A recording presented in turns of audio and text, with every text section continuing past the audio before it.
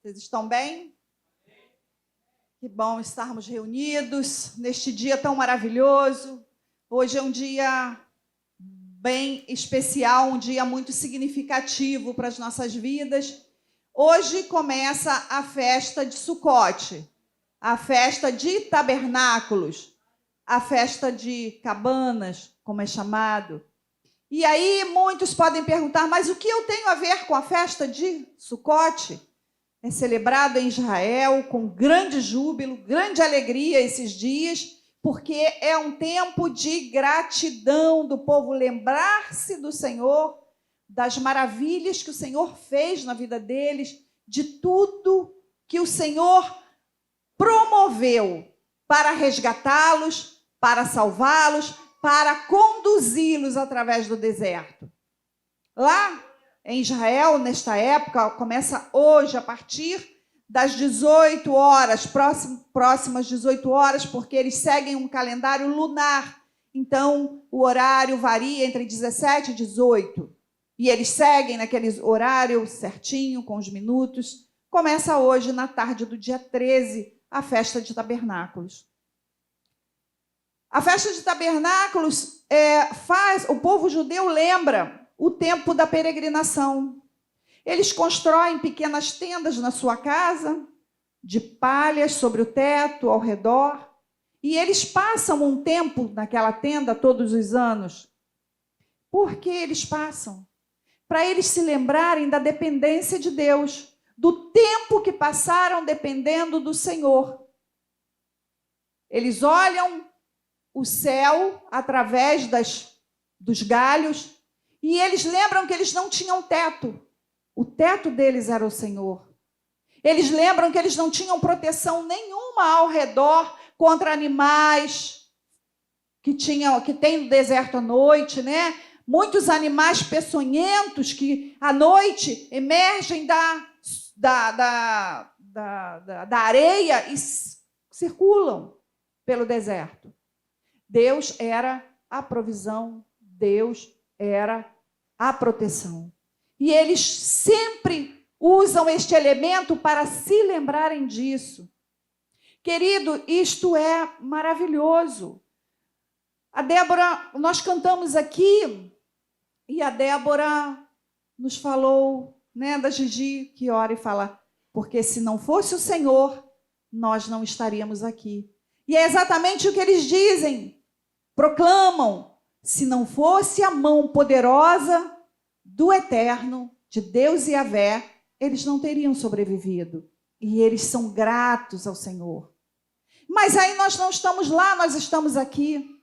E eu quero que eu não vou pregar nesse tema não, mas a gente precisa lembrar que teremos festa de tabernáculos. Abra sua Bíblia no Evangelho de João, no capítulo 7, para nós sabermos o que diz a palavra. João, capítulo 7.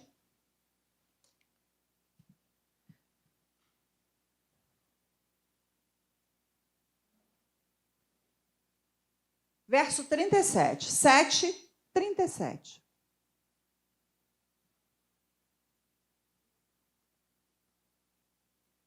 Aleluia. Esta é uma época em que os estudiosos entendem também que foi a época em que Jesus nasceu. Porque essa é uma época de primavera, é uma época ainda quente. E a Bíblia diz que Maria e José não encontraram hospedagem. A cidade estava lotada. E eles tiveram que se dirigir para uma estrebaria. Então, esta é a última festa do ano. É a festa de tabernáculos. Depois não tem mais, só a Páscoa. Então, a probabilidade que Jesus tenha nascido foi justamente nesta época de tabernáculos. Muitos estudiosos também afirmam que provavelmente será nesta época que Jesus vai voltar. Mas vamos ver o que Jesus fala aqui nesse texto? Versículo 37 diz assim: no último dia, o grande dia da festa, Jesus pôs-se em pé e clamou: se alguém tem sede,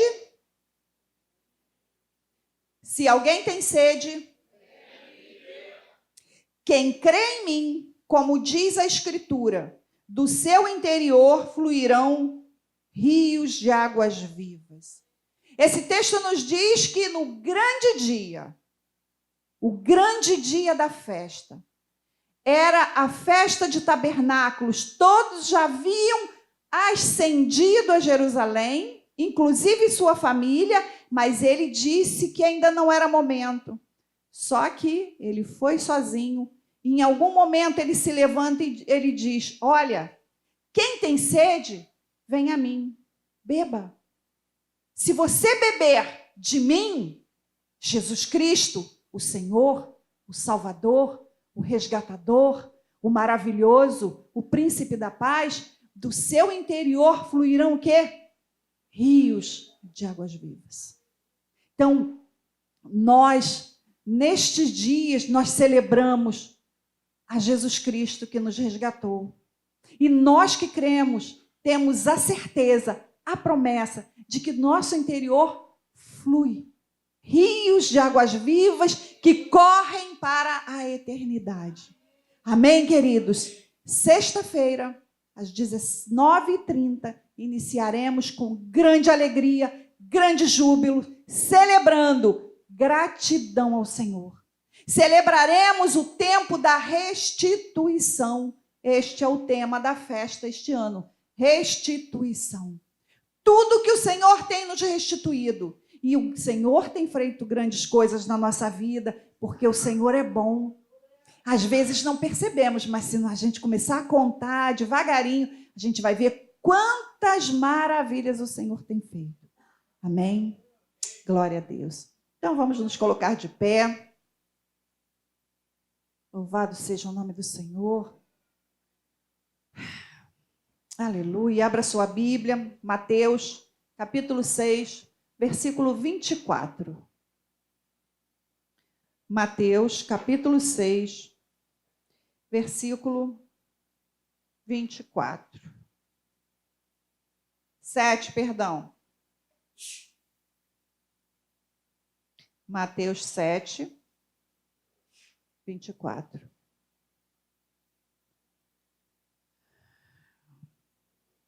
Podemos? Alguém precisa de ajuda? Mateus, o primeiro livro no Novo Testamento. Glória a Deus. Diz assim a palavra do Senhor. Nas palavras de Jesus, o próprio Jesus fala esta passagem.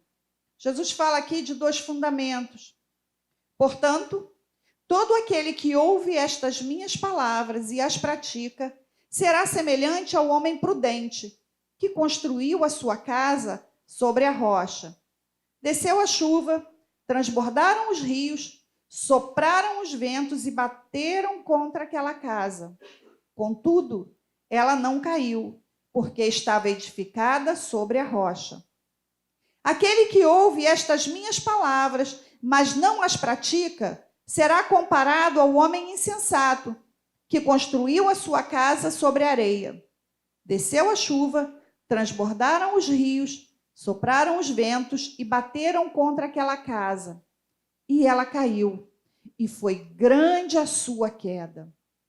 Terminando Jesus de proferir essas palavras, as multidões ficaram maravilhadas com seu ensino, porque ele as ensinava como quem tem autoridade, não como os mestres da lei. Amém? Só Jesus tem toda a autoridade. Sobre nós está a autoridade de Jesus. Amém?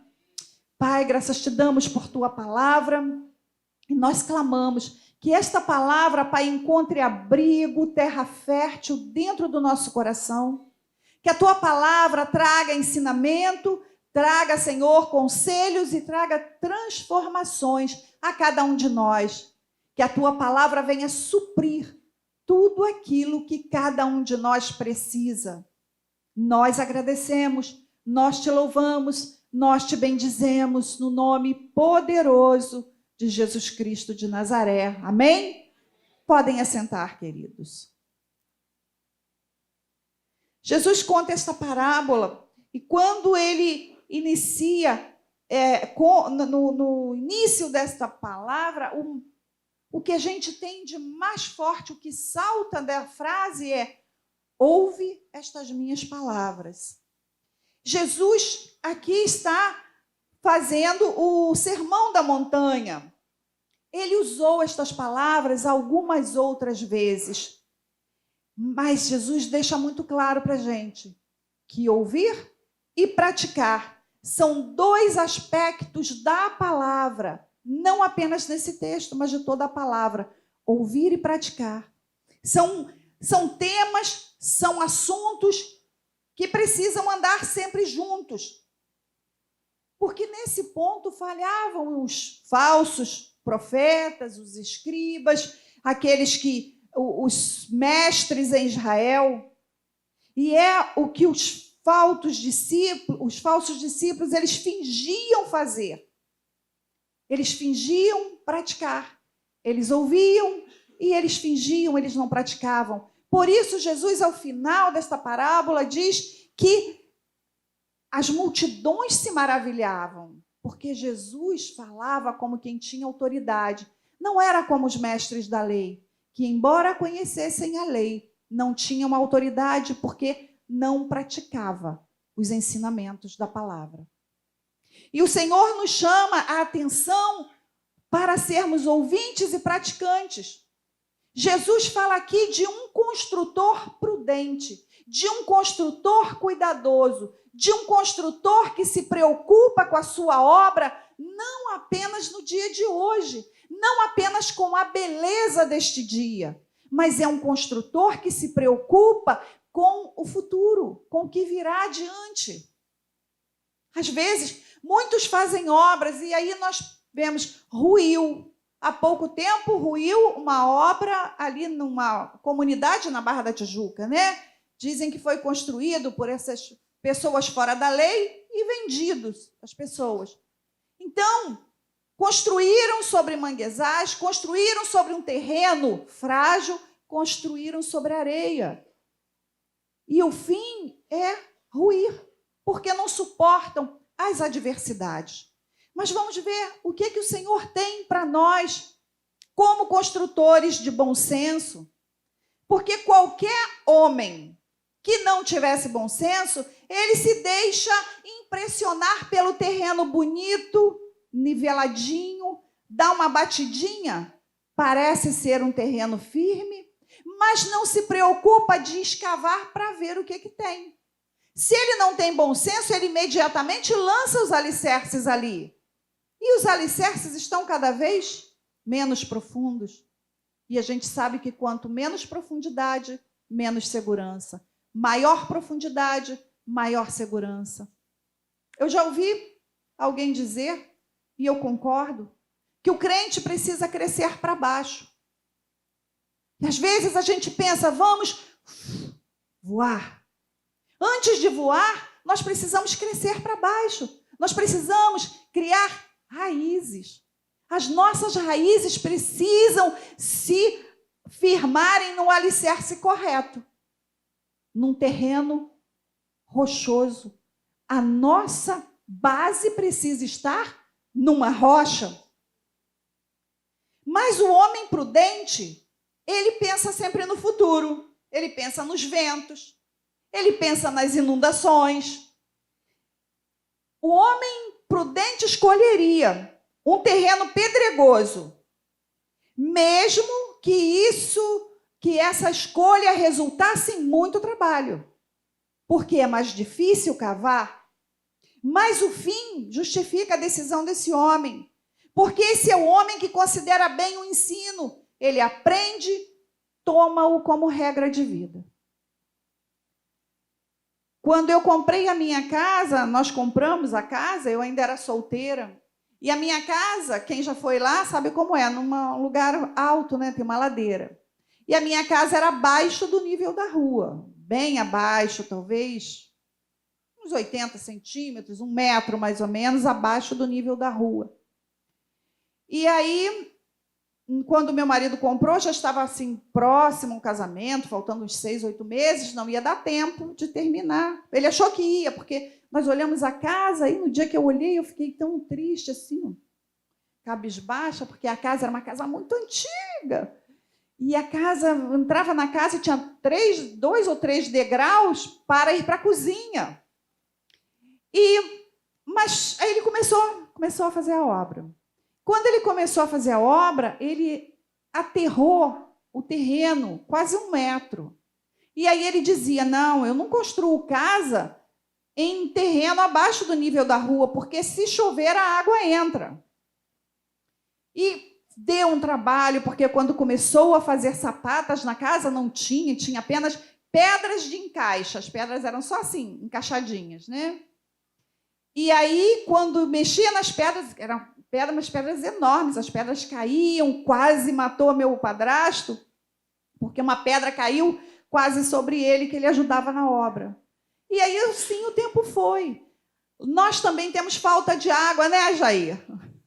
Só esquentar um pouquinho que a água some. E aí, meu marido começou, há alguns anos, fez cavar a frente da casa, que é pequenininha, deve ter 5 por 5, tal, nem isso, 4 por 5, um pedacinho. Cavou ali um buraco imenso e plantou ali uma cisterna. E eu contra, reclamando. Que bagunça, que sujeira, não tem necessidade disso. Falei. Me falava, não, quando faltar água, porque a tendência é essa, a água faltar. Aqui vai ter bastante água, tem uma cisterna lá, deve ter uns 15 mil litros d'água. E, de fato, hoje, depois que ele morreu, eu vejo, ele tem toda a razão, ele tinha toda a razão, meu Deus. Quando ele fez essa obra, eu vejo a diferença da minha casa para a casa da minha vizinha, assim, nós temos uma diferença de uns 4 metros de altura, assim, da minha casa para a casa dela. E também com relação à água, nós nunca ficamos sem água. Às vezes falta uma semana. Os vizinhos ficam lá, compram carro-pipa, aquele desespero com água. Em casa não falta água, porque ele foi prudente. Não era um homem que conhecia a Deus nesse tempo, mas ele tinha prudência em algumas coisas que ele fazia. E é isso que o Senhor nos chama a atenção, para nós sermos prudentes e não pensarmos apenas no hoje.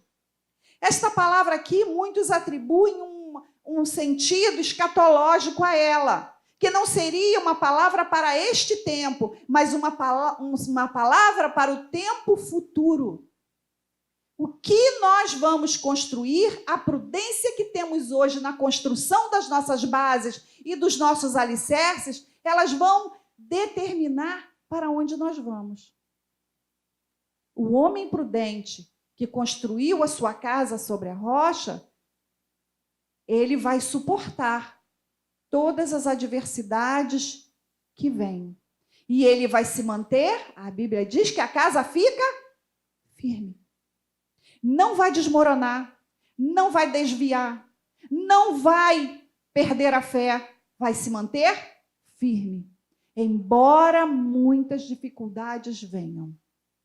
Diferente daquele que não observa, daquele que não é prudente, daquele que só pensa no hoje, daquele que só pensa nas delícias do momento, daquele que só pensa em viver o momento. Quando nós falamos isso, nós até pensamos, graças a Deus que eu estou na igreja, eu não estou no mundo. Não são só as pessoas do mundo que pensam nas delícias do momento. Muitos crentes pensam em viver o momento, ser feliz. Quantos de nós aqui não vê? Quem gosta de ficar no Facebook toda hora, esteja atento com as frases de efeito que vêm, porque você pensa, não me influencia? Sim, influencia. Nós sabemos esta década, a década do P, a letra P, significa a boca do proclamar. E quando nós ouvimos algo por algumas vezes, isto começa a influenciar no nosso pensamento. começa a influenciar nas nossas características, começa a influenciar e a gente já começa até a proclamar alguma coisa, achar que aquilo ali tem alguma coisa que não é de tudo ruim. Quantas vezes a gente vê os irmãos postando frases incríveis do Papa, frases incríveis do Espiritismo. Sabe por quê?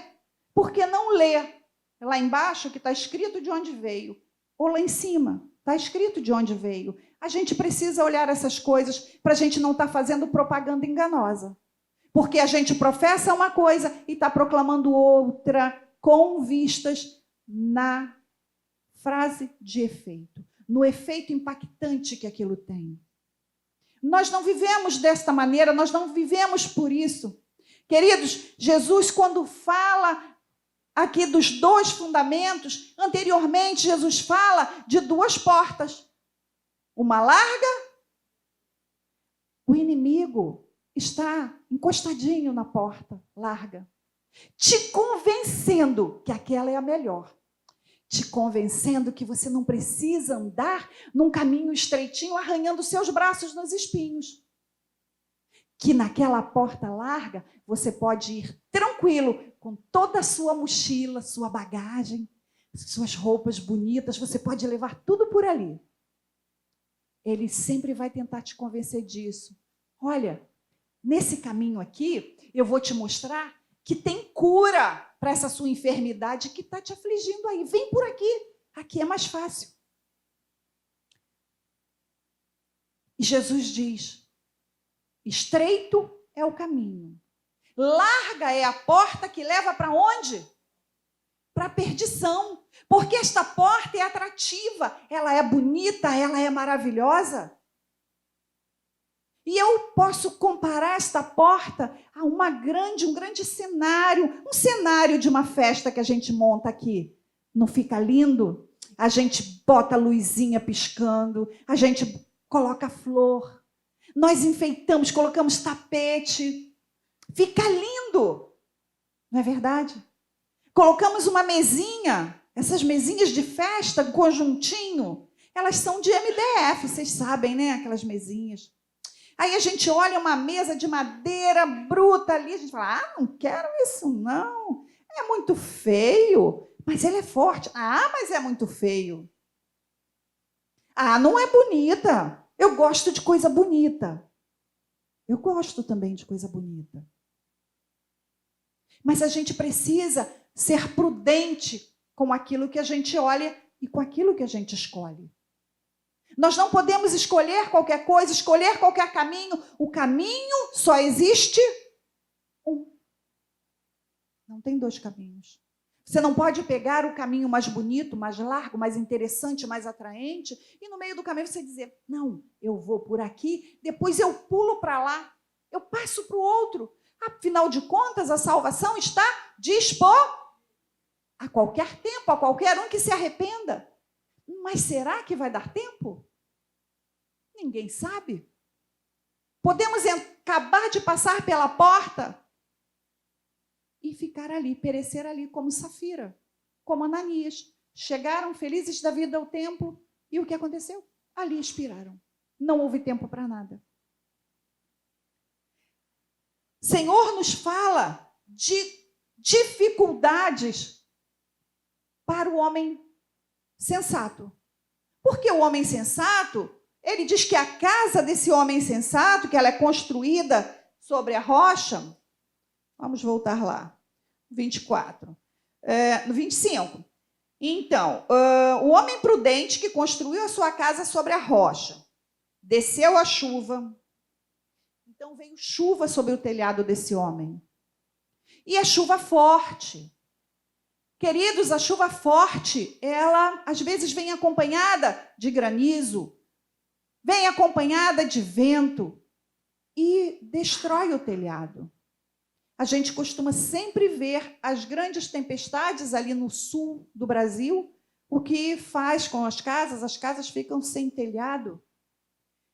Descoberto o telhado, a pessoa fica sem proteção, ela fica sujeita a enfermidade que vem com a chuva que ela vai tomar, a destruição dentro da sua casa. E Jesus diz que o homem prudente está sujeito a enfrentar a chuva. A chuva poderá vir e você poderá ficar debaixo do seu telhado com um pouco de medo, atemorizado. Quem não fica quando os trovões são fortes, relâmpagos, chuva forte, sempre causa temor, pelo menos a mim, lá em casa, né? Até a cachorro tem medo da tempestade, né? Os animais têm medo, os animais se abrigam quando a tempestade é forte. E a Bíblia diz que na casa do homem prudente poderá acontecer essa chuva. A chuva poderá descer forte. Queridos, os rios podem transbordar. Isto significa o quê? Enchente. A enchente poderá vir. A enchente poderá atacar a casa desse homem, poderá inundar a casa desse homem. As enchentes são forças naturais, queridos, e elas fazem lembrar sol de verão, época de verão, que vem muitas chuvas, rios transbordam. Nem sempre podem correr livremente, mas ainda que possam. Às vezes a chuva é tão torrencial, tem a cabeça d'água que às vezes dá sobre uma cachoeira e a chuva vem forte, inundando, enchendo tudo. Mas a Bíblia diz que para este homem prudente, ainda que os rios transbordem, que as tempestades venham, pode vir. Se ele mora perto de uma cachoeira, pode acontecer. Há pouco aconteceu uma tromba d'água lá na Ilha Grande e a casa do meu compadre, que é na parte baixa, próximo da praia, encheu a casa. Olhou. Tudo que ele tinha dentro de casa molhou. E foi uma coisa de minutos, que ninguém espera, ninguém sabe, ninguém vê. E, de repente, o aguaceiro vem. Você só vê de onde é que vem isso, que nem chovendo está. A Bíblia diz que tudo isso pode acontecer com você. Pode acontecer com um imprudente, mas pode acontecer com o prudente também. Os rios falam de provas. E essas provas resultam do maltrato de outros homens, de outra pessoa que te persegue, do vizinho que te persegue, do colega de trabalho que te persegue, do irmão que te persegue, do familiar que te persegue. Porque isso acontece dentro de casa. Às vezes, dentro da igreja, são perseguições. Esses rios podem inundar a sua vida. A turbulência pode chegar, a enchente pode chegar. Mas tem uma coisa que os pais da igreja diziam e que eu concordo e que eu declaro essa mesma palavra para vocês. Ainda que a chuva venha, as torrentes venham furiosas contra a sua casa, o vento açoite com força a sua casa, mas a casa não caiu. Diga comigo, a casa não caiu. A minha casa não cairá. Porque a nossa casa precisa estar firmada na rocha. Isso que os pais da igreja diziam, mas a casa não caiu. Ela é proclamada pelo próprio Jesus, porque ele diz que a casa do homem prudente, ela vai permanecer firme. Jesus diz também que, falando com Pedro, Jesus faz uma alusão à casa, Jesus faz uma alusão à rocha que era ele mesmo, e ele diz a Pedro que sobre aquela rocha, sobre esta rocha que é ele próprio, ele estabeleceria a igreja. E as portas do inferno prevalecerão contra a igreja. Não prevalecerão contra ela. Então, queridos, se nossa vida, nossa construção está firmada no que é certo, na rocha que é Cristo, a nossa casa permanecerá de pé. Aleluias. Como nós falamos, Os dois caminhos, eles falam, quando Jesus fala da porta estreita, da porta larga, ele está falando do início da nossa caminhada de fé. Aí adiante ele fala das duas árvores, e elas ilustram o crescimento e o resultado da vida de fé até aquele momento. Mas as duas casas ilustram o fim dessa caminhada de vida de fé. O fim, o Senhor diz como terminará essa casa. Como se preparar para este dia, como se preparar para o julgamento, como se preparar para estar de pé, fazendo a vontade de Deus. A obediência à palavra de Deus é a prova da verdadeira fé em Cristo. E essa prova ela não consiste em meras palavras, mas de dizer, porque no início o Senhor fala que as pessoas diziam, muitos dirão no versículo 22, muitos me dirão naquele dia, Senhor, Senhor, não profetizamos em teu nome não expulsamos demônios, e em teu nome não fizemos muitos milagres? E eu lhe direi claramente, nunca vos conheci.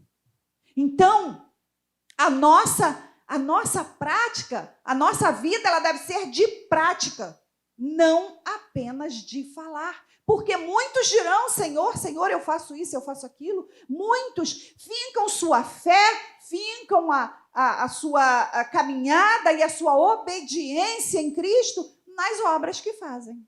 Eu estou na igreja, abro o portão, eu varro a igreja e eu estou ali, Senhor, estou fazendo a tua obra. Mas o coração não é obediente, o coração é desobediente. Na hora que esse crente ele é chamado para uma conversa e é confrontado com o seu caráter, com suas atitudes, ele explode. Ele diz, não, esse não é o meu lugar, porque eu não sou assim. Eu não ajo dessa maneira. A gente nunca quer admitir que age de maneira inconveniente ou de maneira errada. Mas muitas vezes nós estamos em construção. Até que Jesus Cristo venha, nós estamos sendo construídos.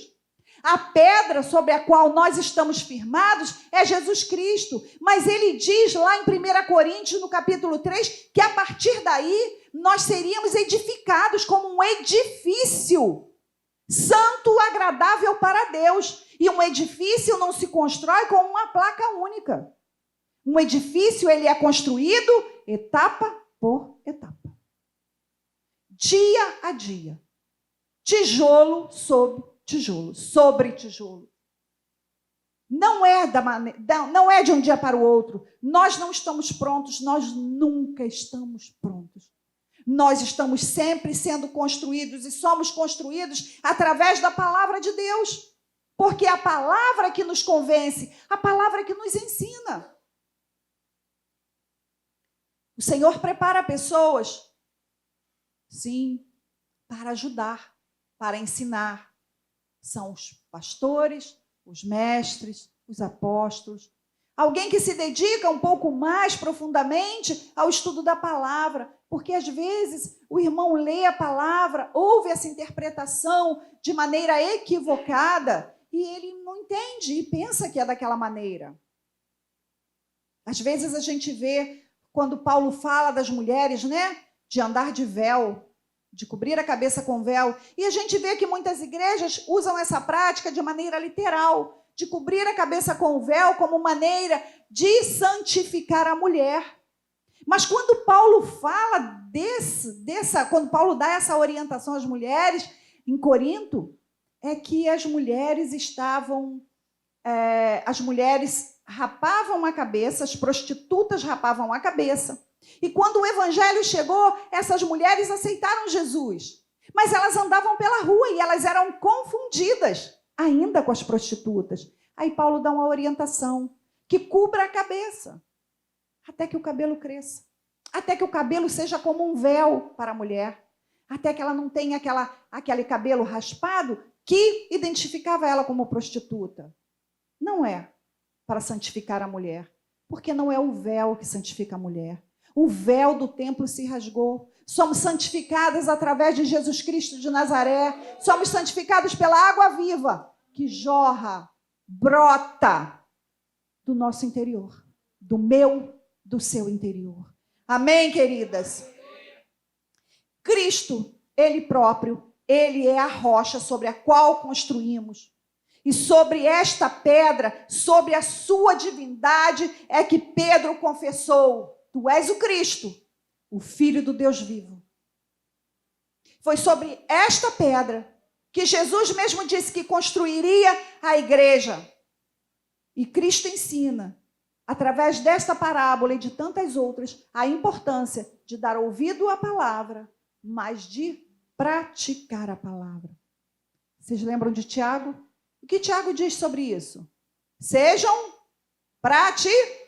e não meramente ouvintes da palavra. Porque ouve, balança a cabeça com assentimento, é verdade.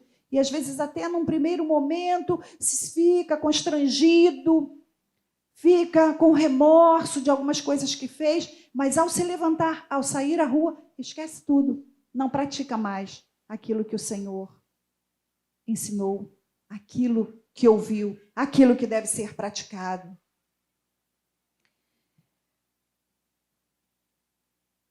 O Senhor, em sua descrição dos dois construtores, ele deixa claro que os dois serão julgados. E serão julgados pela construção que fizeram. A maneira como um construiu e a maneira como o outro construiu vai determinar o fundamento sobre o qual eles estavam. E o Senhor, ele ilustra de uma maneira assim maravilhosa, notável, a importância do fundamento ao edificarmos a vida. Se desejamos construir mansões mais imponentes, casas maravilhosas para esta vida, estamos perdidos.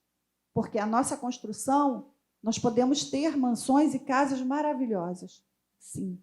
Mas esta construção espiritual de que o Senhor fala, ele remete ao cumprimento daquilo que ele tem ensinado. A nossa união com Cristo, a nossa união à rocha que é Cristo, ela vai dar firmeza à parede que nós construímos. E sem essa firmeza, nossa parede poderá ruir. Queridos, pensando sobre a rocha, o Senhor diz assim: construa a casa sobre a rocha. E aí nós ficamos imaginando, cavar na rocha é difícil, não? Como é que se cava sobre a rocha? Como? Os homens construtores aí. Como é que se cava sobre a rocha? É preciso um martelete potente, né? Um martelete forte. É preciso, muitas vezes, dinamite para explodir a rocha. A gente vê as construções de túneis, eles usam grande quantidade desse artefato, de explosivos, para explodir a rocha. Não é fácil construir sobre a rocha. Mas Jesus fala que a construção é ali. É no terreno pedregoso mesmo. Não é naquele terreninho limpinho, planinho, não. É no terreno difícil.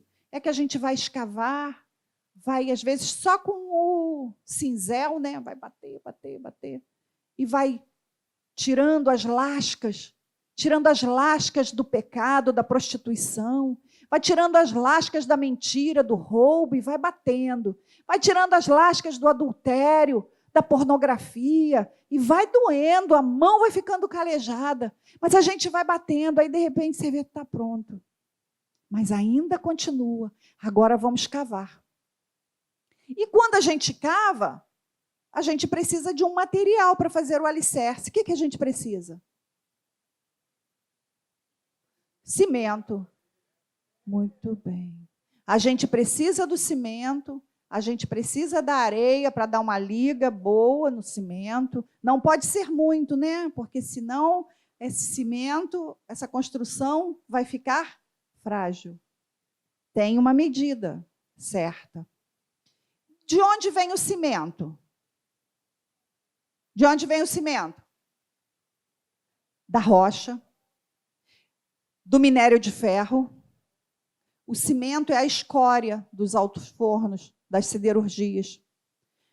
O minério é retirado, o minério de ferro é retirado das minas, levado às siderurgias, levado a temperaturas com misturas no alto forno, e aí sai a escória, começa a subir como no ouro e na prata, sobe a escória.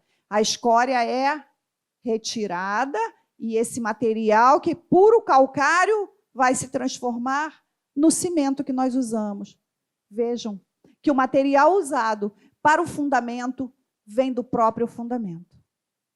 Não é estranho, não é outro. Vejam que maravilha. Mas a gente precisa do ferro também. Aquelas armações para colocar no alicerce, tanto as colunas quanto alicerces, vigas, tudo vai levar cimento e ferro. Da onde vem o ferro? Da rocha. Do minério, da rocha, do ferro, do minério de ferro.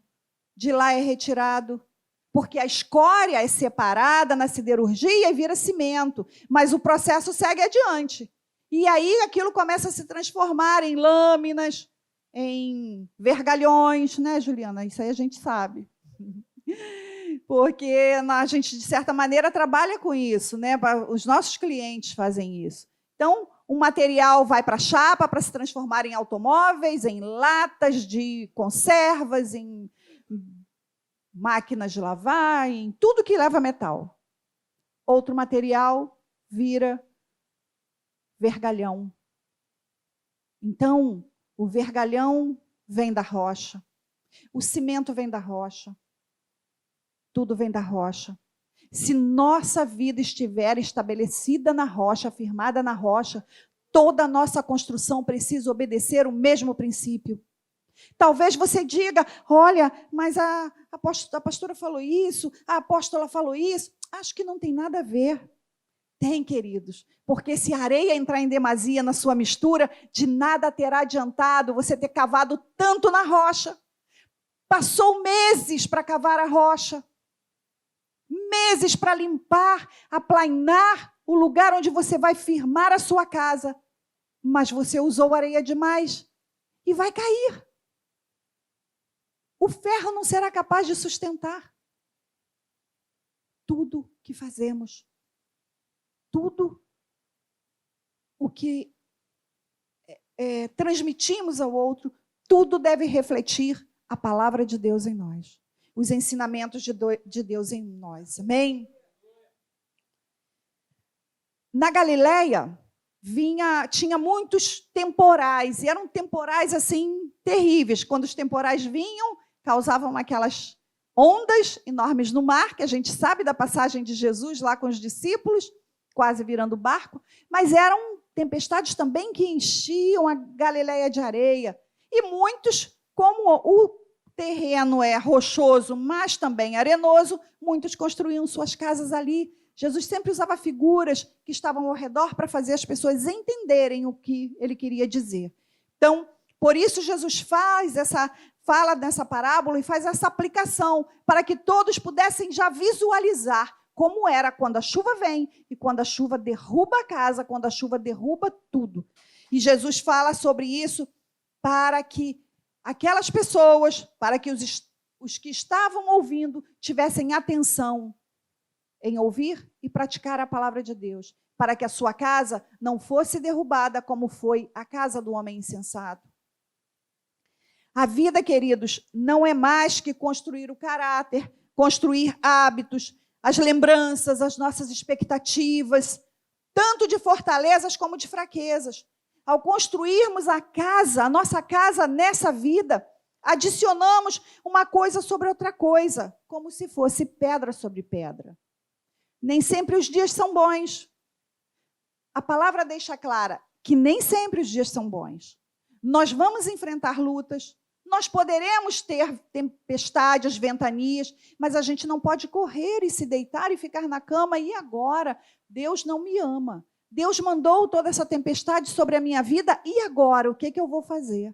Eu não sei como agir, eu não sei como fazer. A minha vontade é trancar a porta e ficar no quarto escuro. Quem não teve essa vontade? A diferença que Jesus fala nessa parábola é como a sua vida está construída.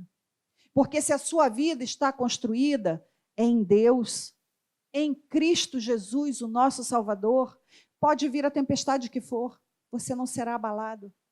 Pode cair, pode vir a enchente que tiver, levar todos os seus móveis, mas você está firme de pé e você é o edifício de Deus. Você é a casa onde o Senhor habita. Você está de pé. E você sempre reconstruirá, você sempre terá tudo de novo, porque os seus alicerces, a sua base, estão firmadas, não em qualquer coisa, em qualquer elemento, mas firmados na rocha verdadeira, que é Jesus Cristo.Queridos, há pessoas boas que não são do Senhor e que constroem bem e acham que suas casas estão sabiamente edificadas sobre sua bondade, sobre as obras que fazem, sobre a caridade que fazem, sobre o dinheiro que têm, sobre os amigos, sobre a saúde, sobre o sucesso nos negócios. E todas essas coisas são louváveis em si mesmas, mas são desastrosas se não forem alicerçadas em Cristo. Amém? O vento, a chuva, as inundações, elas não dão folga. Mas se a nossa fé em Cristo Jesus estiver firme, inabalável, nós venceremos cada um dos obstáculos.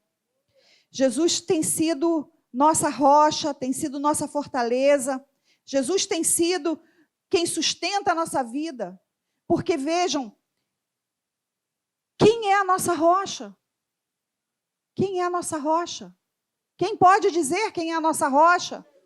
Cristo Jesus. Ele é o Filho do homem, Ele é a luz do mundo. Ele é o alfa e o ômega, Ele é o princípio e o fim, é o homem de dores, o Pai eterno, Ele é a luz do mundo, Ele é o sal da terra. Jesus é o nosso resgatador, o Cordeiro Santo de Deus. Quantos atributos há em Cristo Jesus? São tantos os atributos. Porque em Cristo nós encontramos tudo o que nós precisamos. Salomão escreve no Salmo 127 o seguinte: se o Senhor não edificar a casa, em vão trabalham os que nela edificam. Se o Senhor não edificar a casa, em vão trabalham os que nela edificam. Se o Senhor não edificar a sua casa espiritual, se o Senhor não edificar a sua vida espiritual, em vão será todo o seu trabalho aqui nesta terra. Em vão você trabalhará, em vão você correrá e em vão você se cansará. Muitos têm dito que estão fadigados e cansados pela obra.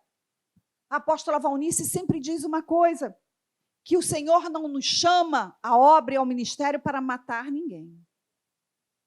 Ele nos chama à obra para sermos canais dele. Ninguém precisa se matar. Ninguém precisa morrer no meio do caminho. Não é para isso que o Senhor te chamou. Não é o muito cansaço e o muito enfado que vai te garantir qualquer coisa. Mas é o coração. É como você está firmado. Como você está procedendo e o que você está aplicando da palavra na sua própria vida. Porque, queridos, sobre ambas as casas, a casa construída e sobre a rocha, a casa construída sobre a areia, aconteceram as mesmas circunstâncias. Vejam, não foi nada diferente. O Senhor disse que sobre ambas viriam dificuldades. Mas o que distingue essas pessoas não são circunstâncias. O que distingue esta pessoa, uma pessoa prudente de uma pessoa insensata, não são os acontecimentos da vida, mas como elas reagem a estas circunstâncias.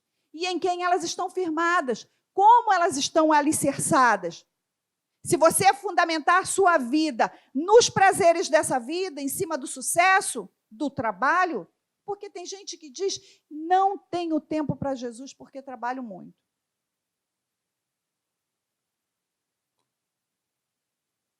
Tem gente que nem trabalha muito, mas diz, não tenho tempo.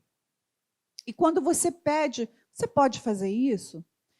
Não, não posso, eu tenho um compromisso. E 95% das vezes desse compromisso, ele não tem nada a ver com o reino de Deus, tem a ver com o próprio prazer, com o próprio deleite. Mas ainda assim, ela disse assim para o Senhor, não, Senhor, hoje eu não posso, hoje eu tenho um casamento. Senhor, hoje eu não posso, o filho da minha amiga faz aniversário, eu tenho que ir lá. Então eu não vou poder servir na tua casa hoje não. Não, Senhor, eu não posso hoje não, sabe por quê? Senhor, tem jogo do Flamengo. Senhor, não vai dar. Hoje não, tá? Mas semana que vem, se o senhor precisar de mim, pode me chamar, pode contar comigo. É exagero? Estou exagerando? Podem falar. Não. Porque a gente vê, eu já sou velha. Eu sou velha beça. Já via coisa, já ouvia coisa, vejo. E tem coisas que às vezes meus filhos falam, né? Eles ficam dizendo assim, minha mãe sabe tudo. Eu falo, meu filho, eu sou velha. Não pense que o que você está fazendo hoje eu já não fiz, já não vi, já não sei o princípio, o meio e o fim.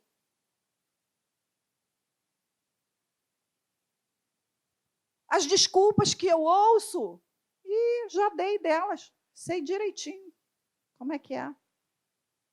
Queridos, no olhar, só no olhar, você sabe. A seriedade da desculpa, só no olhar. Mas a gente, tudo bem, porque não é por violência, não é por força, tudo é voluntário, né? Então, Deus é que sabe, Deus conhece o coração de cada um, Deus sonda, Deus julga, Deus é que sabe, a gente não sabe de nada. Vamos avançando, porque com 1, com 2, com 3, com 1000, a gente vai chegar lá e Cristo vai voltar. Amém? Quem sustenta a nossa vida é Deus.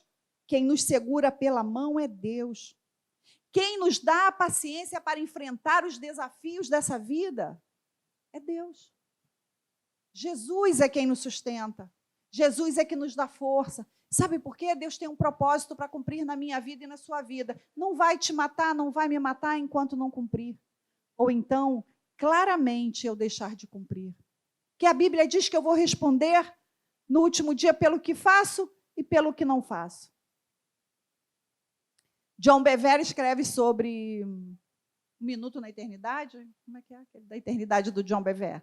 Ele fala, impactante o texto que ele fala, de que o Senhor, ele vai chamar Léo, mas por que você não estava lá fazendo determinada coisa, evangelizando?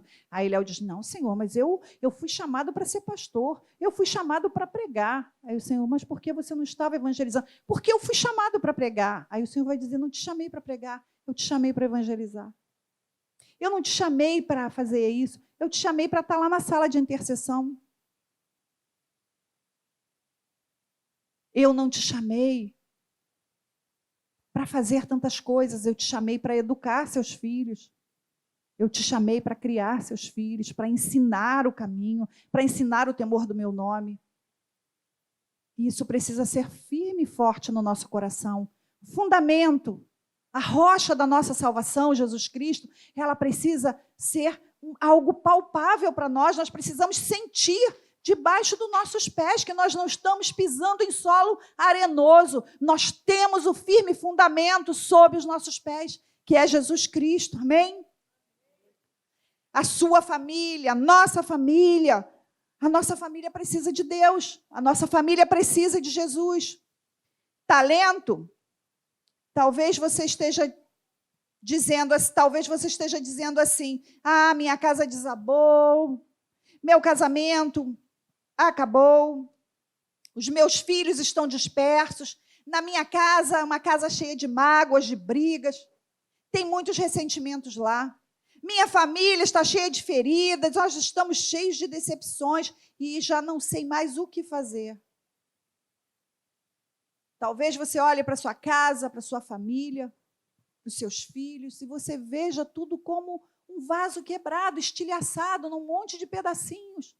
E você olha e pense, eu nem sei como vou consertar isso.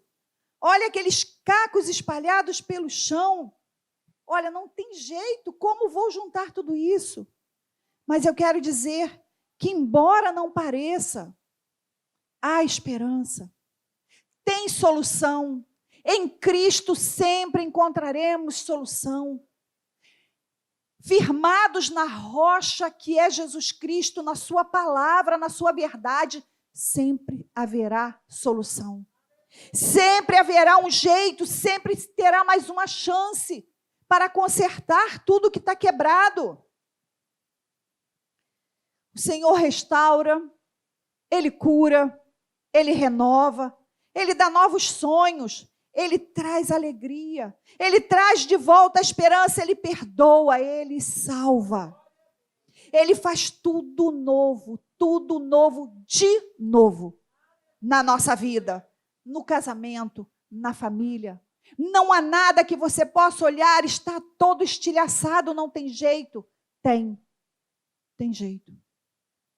Porque o sábio construtor, que é Jesus, ele tem toda a técnica para colocar tudo no lugar, desde que você tenhamos como base a rocha da nossa salvação. Desde que nós ouçamos e cumpramos. Porque é preciso ouvir e fazer. Ouvir e cumprir. As palavras precisam ter vida dentro de nós e produzir o fruto que o Senhor plantou para que ela produzisse. Amém, querido? Glória a Deus. Todo aquele, pois, que ouve estas minhas palavras e as pratica, será comparado ao homem prudente, que edificou a sua casa sobre a rocha. Caiu a chuva, transbordaram os rios, sopraram os ventos e deram com ímpeto sobre aquela casa, mas ela não caiu. Aquela casa permaneceu de pé. Mas todo aquele que ouve estas minhas palavras e não as pratica, será comparado a um homem insensato que edificou sua casa sobre areia, e caiu a chuva, transbordaram os rios, sopraram os ventos, e deram com ímpeto sobre aquela casa, e ela desabou, sendo grande a sua ruína. A Bíblia fala que se você estiver, o Senhor nos fala que se estivermos firmados na rocha que é Jesus Cristo, se nós preferirmos a construção mais difícil, o terreno mais difícil, mas um final de êxito, ao final uma casa que não se abala, ao final uma casa que está firme e não cederá. Muito bem, você alcançou o propósito do Senhor. Você ouviu e você obedeceu. Mas a Bíblia diz sobre o homem insensato, ele diz que grande foi a sua derrota. Ele não diz que simplesmente foi derrotado. Ele diz que grande foi a derrota daquela casa. Porque aquele homem insensato, ele construiu em bases arenosas, em bases frágeis, em bases que não tinham o Cristo vivo. Ouvimos muitas vezes pregações acerca das maravilhas do reino de Deus, e são mesmo maravilhosas. Ouvimos que tudo é maravilhoso e tudo é bom, e que você está nessa vida para andar em triunfo, que você está nessa vida para alcançar toda a prosperidade, que o melhor da terra, e que isso, que aquilo. É uma verdade. Mas a gente precisa ouvir também que não é só isso. A palavra de Deus nos diz que nós poderemos encontrar dificuldades. Porque os crentes que estão firmados nesta palavra de provisão, de felicidade, casamento feliz, amor incondicional, uma vida, filhos maravilhosos, tudo maravilhoso, na hora que vier a dificuldade, porque ela chegará, ela poderá chegar. O construtor, grande será a derrota dele. Este construtor possivelmente não conseguirá se levantar. A sua casa, o seu templo, o seu corpo, o seu homem espiritual será totalmente abatido, será totalmente destruído, porque não tinha na construção a base firme, não tinha rocha, não tinha calcário, não tinha nada que desse sustentação à sua construção. E o Senhor nos chama aqui a atenção, nos chama a sermos obedientes à sua vontade, porque a obediência é a grande prova de fé que nós podemos demonstrar, a grande prova de fé em Cristo Jesus. O final do caminho para nós não será de destruição, porque o teste final não é o que pensamos de nós mesmos, ou o que os outros pensam de nós, mas sim o que Deus dirá. O que Deus dirá de você no teste final? Quando a sua casa for açoitada, o que Deus dirá dessa construção? Como você se comportará? Sairá correndo? Tapará os ouvidos como as crianças? Não quero ouvir isso.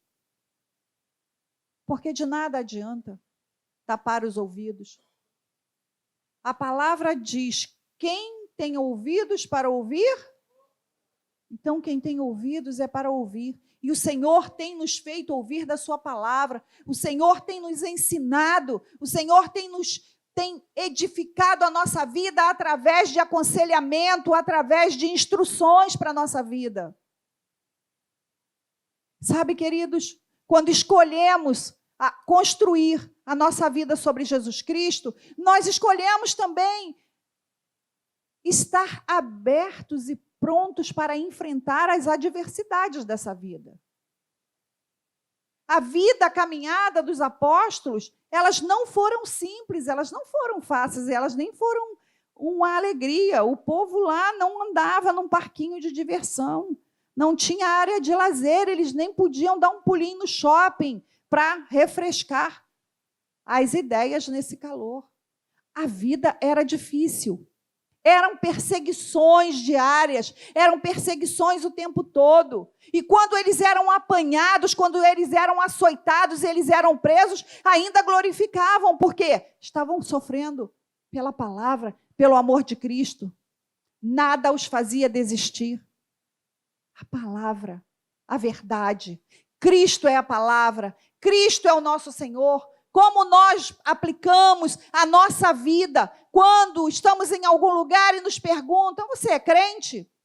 Como nós respondemos? Um sim e sai depressa. Quando somos chamados a uma conversa, nós saímos depressa porque não temos base, não temos fundamento, nossos pés não estão firmados em Cristo o suficiente para proclamarmos as verdades de Cristo. Com tranquilidade, com alegria, sem agressividade, mas dizer a verdade, que Jesus Cristo é o único. Só Ele é o caminho, não existe outro. Não há nenhum caminho que possa levar ninguém a Deus que não seja Jesus Cristo, o justo, Jesus Cristo, o reto, Jesus Cristo, o Salvador.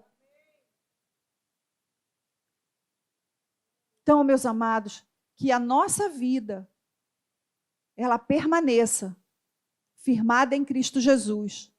Que a nossa vida, ela possa ser garantida, que nós possamos estar garantidos com a salvação.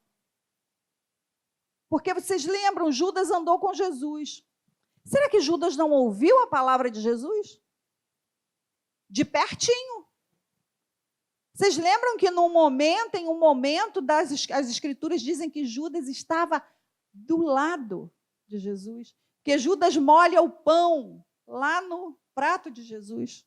Estava do ladinho, pertinho. Andava ali, próximo ao Senhor. Mas Jesus, quando chama alguém para perguntar sobre o dinheiro, não chama Judas. Ele chama Filipe e pergunta: quanto tem de dinheiro aí? Dá para comprar o quê? Aí ele diz: temos aqui uns denários, uns 200 denários, mas isso não dá para comprar pão para sustentar, para matar a fome desse povo todo. Por que será que Jesus não chama Judas para prestar contas? Judas não era o tesoureiro do grupo? Porque o coração de Judas não estava nas pessoas. O coração de Judas não estava naquilo que Cristo amava. O coração de Judas não estava em Jesus Cristo, não estava firmado. Judas não estava entendendo. Judas estava ali. E poderia ser um desses a dizer: Senhor, Senhor, eu te vi lá. Quantos milagres eu assisti. Quantas curas eu assisti. Tantas coisas eu assisti. Judas estava com Jesus. Judas ouviu a palavra de Jesus. Judas ouviu os conselhos de Jesus. Mas ainda assim, Judas não foi capaz de entender que a rocha da salvação era aquele que estava ali com ele. Judas não foi capaz de entregar a vida por amor daquele que o sustentava em orações, que o ensinava, que caminhava pregando o reino de Deus, o estabelecimento do reino de Deus. Judas preferiu dar cabo da própria vida. Diante da atitude que ele fez, ele não suportou e preferiu fugir. Para não ser julgado, para não ser condenado, para não ser apontado, ele preferiu terminar com a vida. Mas Judas estava lá. Então, estar ouvindo a palavra não significa que nós estejamos construindo as nossas bases em Cristo. O que vai garantir que nós estejamos firmados em Cristo? É a maneira como cavamos os alicerces, é o material que vamos usar nos nossos alicerces, é a maneira como nós nos conduzimos diante do Senhor, é a maneira como nós apresentamos o Senhor, é a maneira como nós nos apresentamos, é a nossa conduta, é o nosso comportamento, são as nossas atitudes, são as nossas ações.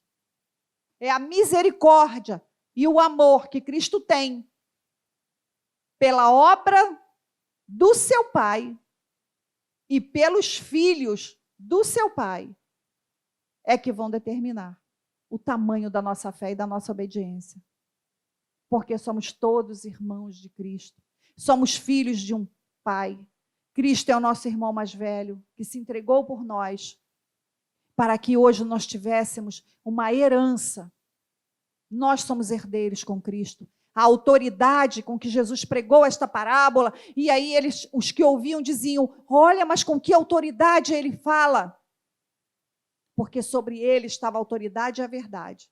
Os escribas não tinham autoridade, eles sabiam falar a palavra, mas decorar a palavra, decorar versículo, qualquer um pode fazer. Aprender a palavra, até Satanás aprendeu. Aplicar a palavra, até Satanás aplicou. Porque foi assim que ele tentou Jesus. Ele foi lá no deserto e aplicou a palavra. Mas a rocha do Senhor era o seu próprio Pai. E com a palavra, Jesus combateu a Satanás. E nós, com a palavra, combateremos todas as dificuldades que vierem, todas as intempéries que vierem sobre a nossa casa. Quando o vento vier, você vai dizer, em nome de Jesus, eu estou firmado, minhas paredes estão firmadas, e eu não vou sucumbir, eu não vou cair, eu vou estar de pé. Podem as enchentes virem, não importa, perco tudo, mas a fé em Cristo Jesus, jamais perderei, a minha fé é inabalável. Podem vir os ventos, e os ventos podem até abalar as estruturas. Você pode ver as paredes balançar, mas elas não cairão. Você pode ver trepidando o solo, mas ele não vai rachar, porque a rocha em que nos firmamos é Jesus Cristo. Dele vem a força, dele vem o poder, dele vem tudo que temos, tudo que somos, porque se não fosse o Senhor, nós não estaríamos aqui. Se não fosse o Senhor, nós não teríamos sido resgatados de onde nós estávamos, e nós estávamos entregues ao diabo, Satanás. Havia um escrito de dívida sobre nós, e Satanás pronto para cobrar. Mas Jesus Cristo, com sua atitude, com a sua entrega, rasgou esse escrito de dívida. Hoje eu sou livre, você é livre. Livre para quê? Nós não somos livres para fazer o que queremos. O que nós precisamos entender é isso. Que a nossa liberdade não é para fazer o que a gente quer. A nossa liberdade é para fazer o que Cristo quer. Aqui a nossa liberdade consiste em fazer o que o Senhor quer com alegria. Pode engolir meio difícil, engolir meio amargo, porque às vezes é. Né, Mauri? Mas a gente engole. Importa que ele cresça e eu diminua. Importa que a vontade dele seja estabelecida e não a minha, porque a minha vontade é enganosa e mentirosa. O meu coração é enganoso. Às vezes, senti no meu coração de fazer isso. Sentiu do coração carnal. Às vezes não tem nada a ver com o que Deus está mandando fazer. Vamos abrir a nossa Bíblia em 1 Coríntios, capítulo 3.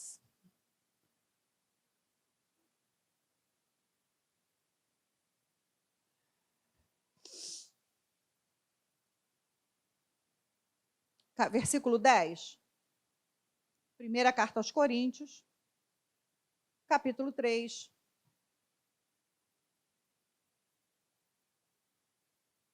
Versículo 10.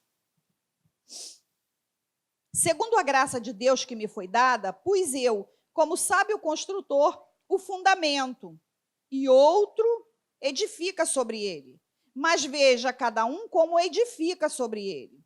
Pois ninguém pode pôr outro fundamento além do que já está posto, o qual é Jesus Cristo.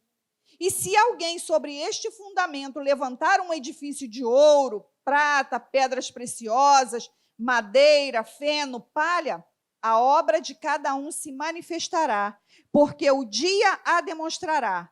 Pelo fogo será revelada, pelo fogo, e o fogo provará qual seja a obra de cada um.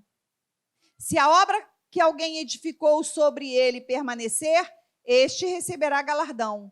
Se a obra de alguém se queimar, sofrerá perda, o tal será salvo, todavia, como pelo fogo. Não sabeis vós que sois santuário de Deus e que o Espírito de Deus habita em vós? Se alguém destruir o santuário de Deus, Deus o destruirá, pois o santuário de Deus, que sois vós, é sagrado. Quando Paulo fala aqui, Paulo fala de um santuário que somos nós, diferentemente da rocha que é Cristo. Mas Paulo deixa claro que ninguém pode pôr outro fundamento sobre o fundamento que é Cristo. Porque se colocar ouro, prata, qualquer coisa que colocar, qualquer coisa maravilhosa, qualquer beleza, qualquer coisa espetacular que se coloca sobre a base, mas que não é Cristo, ela será provada pelo fogo. E ela será consumida, e ela será destruída. Porque a única base que permanecerá na nossa vida é Cristo, é a sua palavra, é a obediência a Cristo. Obedecer é fácil? Quem cala consente, então é. A maioria diz que é fácil, vai ser fácil conduzir daqui para frente. Obedecer é fácil, né? Não. Muitas vezes não, né? Algumas vezes a gente vai tranquilo, alegre, feliz, né? Que maravilha. Outras vezes a gente vai arrastando o pé. Mas o importante é que vá. Não é? Precisamos ir arrastando o pé, mas nós vamos lá fazer a vontade do Senhor. Mas o nosso coração precisa estar firme, que o que eu estou fazendo não é o que eu quero, mas é o que Cristo quer. E isso é que é bom. Porque fazer a vontade dele é que é boa, perfeita e agradável. Você pode se colocar de pé? Aleluias. Glória a Deus. Graças a Deus. Isaías, capítulo 28, verso 16, diz assim, a palavra do Senhor: Vede, assentei em Sião uma pedra já provada, pedra preciosa de esquina, que está bem firme e fundada. O Senhor diz que a pedra Ele firmou em Sião. E é sobre esta pedra que nós estamos firmados. Levante a sua mão.